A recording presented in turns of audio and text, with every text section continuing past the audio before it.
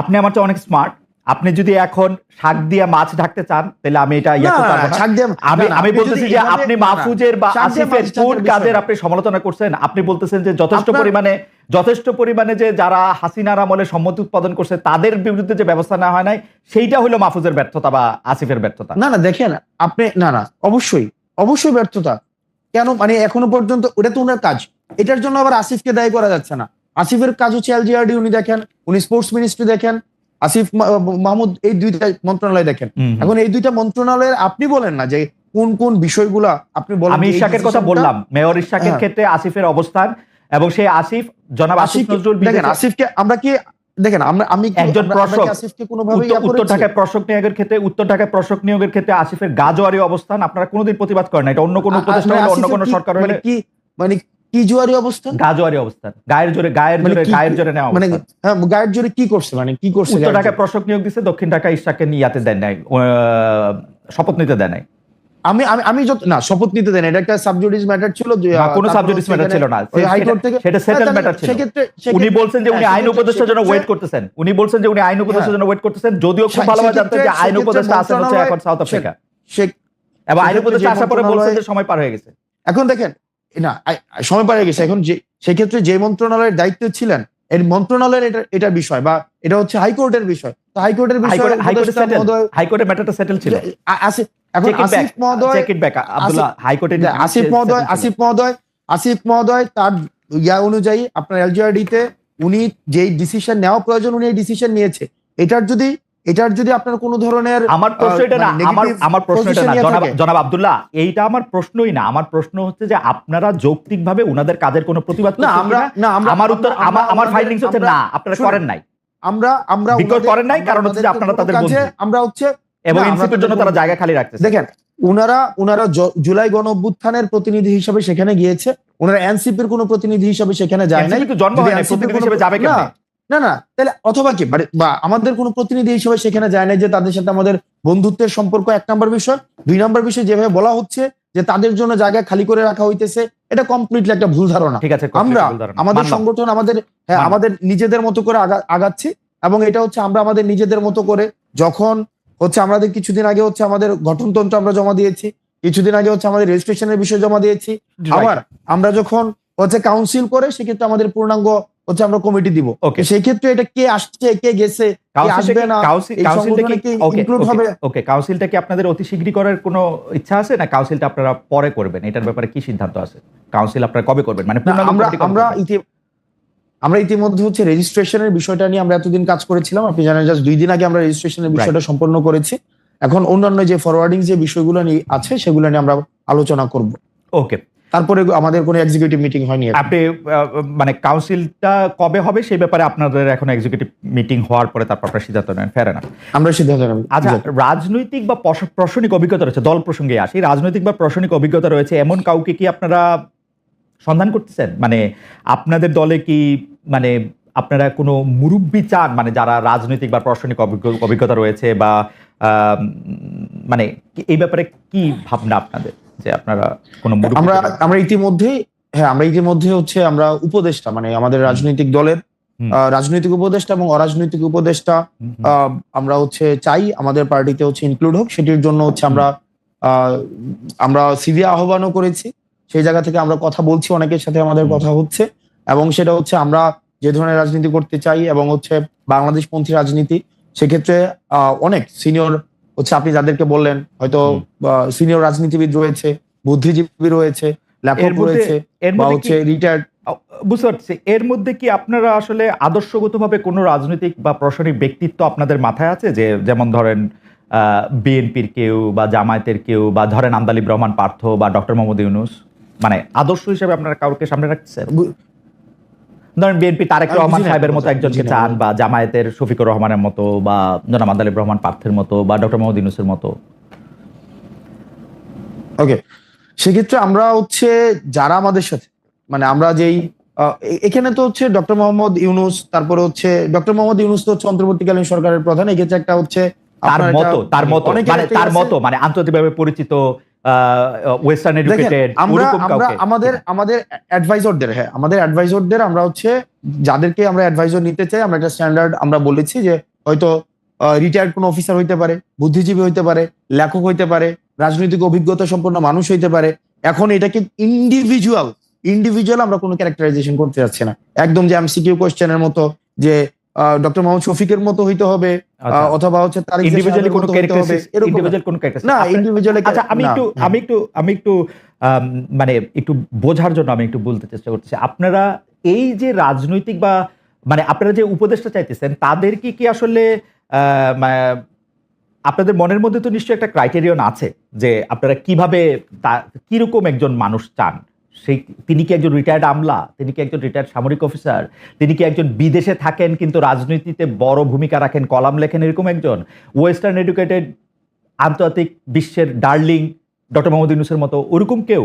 কাকে চায়, কাকে চিন্তা করতেছেন আপনারা? আমি নামটা আমরা সব বলছি হচ্ছে ধরনের ব্যক্তি আমরা আমরা আমরা সব ধরনের, আপনি যতগুলো হচ্ছে ক্রাইটেরিয়া বললেন সব ধরনের মানুষগুলাকেই আমরা উপদেষ্টা হিসেবে চাই, উপদেষ্টা হিসেবে চান তাদের সব দলের ধরনের। দলের কারণ মধ্যে- একটা দলের একটা মধ্যে- রাজনৈতিক দলে মানে আচ্ছা, একটা রাজনৈতিক দলে একটা রাজনৈতিক ওকে, দলের সব ধরনের লোকদের যে চান। বিভিন্ন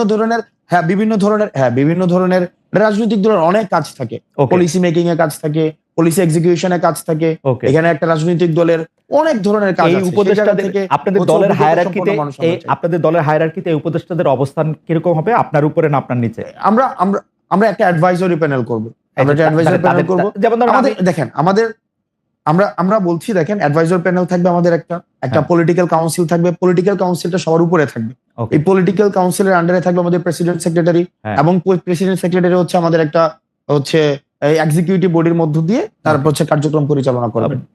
যেহেতু আপনি এই জুলাই আন্দোলন থেকে শুরু করে মানে 1 বছর আগে যে আন্দোলনটা একটা পরিণতি পেয়েছে সেটা থেকে শুরু করে সরকারে থাকার কারণে আপনি অনেক বিষয়ে কালের সাক্ষী, সেজন্য আপনাকে একটু শুরু থেকেই একটু শুরু করতে চাই।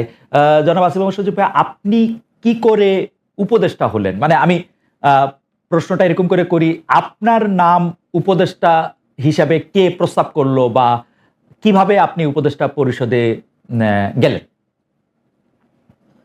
5 আগস্টের পর যখন সরকার গঠন প্রক্রিয়া চলছিল 5 থেকে 8 আগস্ট, এই সময়টাতে 5 আগস্টে আমরা সবাই একটা জায়গায় তো একমত ছিলাম যে প্রধান উপদেষ্টা হবেন ডক্টর মোহাম্মদ ইউনূস, কিন্তু বাকিদের বিষয়টা ঠিক ছিল না। তবে আমাদের কিংবা তখনকার যারা সমন্বয়ক সবার একটা এক্সপেরিয়েন্স হচ্ছে, দেখা গেছে আমাদের 69-এর গণ অভ্যুত্থানে ছাত্রদের অবদান আছে, 90-এর গণ অভ্যুত্থানে ছাত্রদের গুরুত্বপূর্ণ অবদান আছে, তারা জীবন দিয়েছে। কিন্তু পরবর্তীতে দেশ গঠন প্রক্রিয়ায় বা সেটাতে ছাত্রদের অংশীদারিত্ব না থাকার কারণে দেখা গেছে যে ছাত্রদের ভাগ্যের আসলে কোনো পরিবর্তন হয় নাই।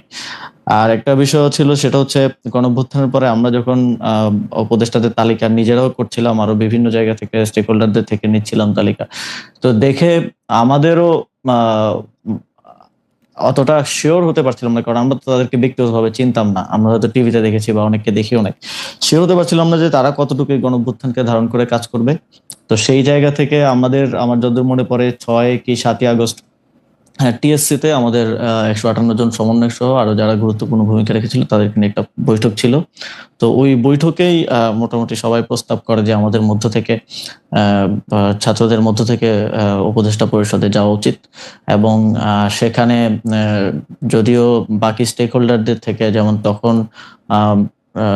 সেনাবাহিনী একটা স্টেক হোল্ডার ছিল, তারপরে রাজনৈতিক দলগুলো স্টেক হোল্ডার ছিল, তো উপদেষ্টা পরিষদে যাওয়া উচিত। তো সব দিক থেকে হচ্ছিল যে 2 জন গেলে তারপরে সেখানেই সবাই মিলে সিদ্ধান্ত নেয় যে নাহিদ ভাই এবং আমি উপদেষ্টা পরিষদে যাব প্রাথমিকভাবে। পরবর্তীতে তো মাহফুজ ভাই মাননীয় প্রধান উপদেষ্টার বিশেষ সহকারী হন এবং পরবর্তীতে উপদেষ্টা হন।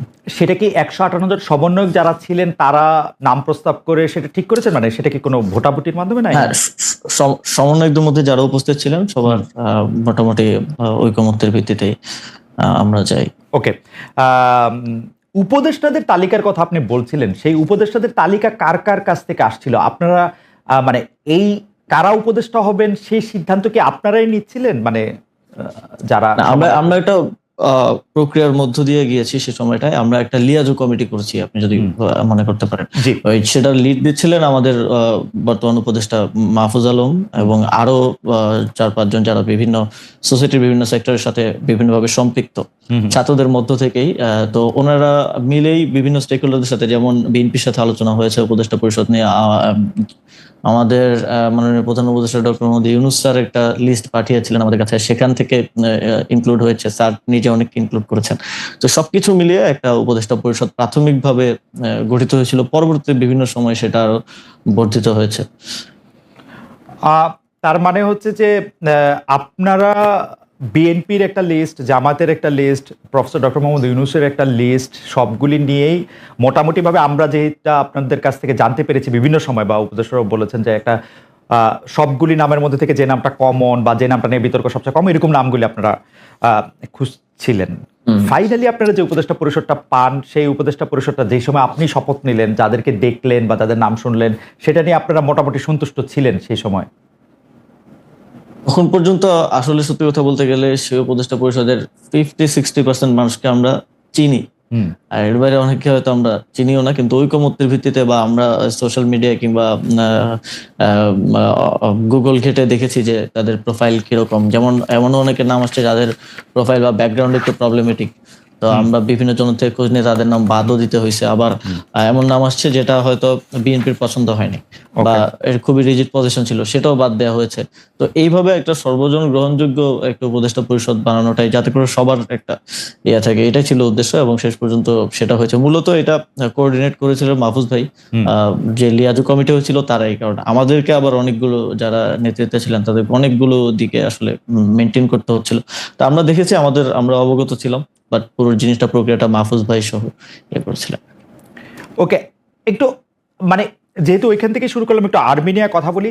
আপনি জানেন যে আওয়ামী লীগের যারা আছেন তারা সবাই মনে করেন, অনেকেই মনে করেন যে এটা আপনাদের ক্রেডিট না, আওয়ামী লীগের সবাই মনে করেন মোটামুটি এটা আপনাদের ক্রেডিট না, দেশের লোকজন কোনো আন্দোলনের মধ্যে কোনো অংশগ্রহণ করে না, এটা দেশি বিদেশি ষড়যন্ত্র এক। আর দ্বিতীয় হচ্ছে সেনাবাহিনী বন্দুকের নল উল্টা দিকে ঘুরিয়ে দিয়েছিল বলে তাদের পতন হওয়া সম্ভব হয়েছে। এবং বিশেষ করে সেনাপ্রধানকে তারা দায়ী করেন যে সেনাপ্রধানের বেইমানির কারণেই, কোট আনকোট বেইমানির কারণেই আসলে তাকে দেশ ছেড়ে চলে যেতে হয়েছে বা আওয়ামী লীগ সরকারের পতন হয়েছে। কিন্তু সেই সেনাপ্রধানের ব্যাপারে আপনার বক্তব্য, যেমন আপনি বলেছিলেন যে বুকে পাথর জমা রেখে তিনি ডক্টর মোহাম্মদ ইউনূসকে আসতে বলেছিলেন, বা সেনাপ্রধান ওয়াকার সাহেবকে সরানোর ক্ষেত্রে আপনাদের সাবেক সহযোদ্ধা বর্তমানে এনসিপির নেতা জনাব হাসনাত আবদুল্লাহর কিছু কথা, সেই সবগুলি বিষয় আপনার সাথে সেনাবাহিনীর সম্পর্ক বা সরকারের সাথে সেনাবাহিনীর সম্পর্ক খারাপ করেছে কিনা, বা সরকারের সাথে সেনাবাহিনীর সম্পর্ক আলাদা কোনো কিছু কিনা, নাকি সেনাবাহিনী একটা ডিসিপ্লিন, মানে এটা একটু আপনার কাছে একটু জানতে চাই।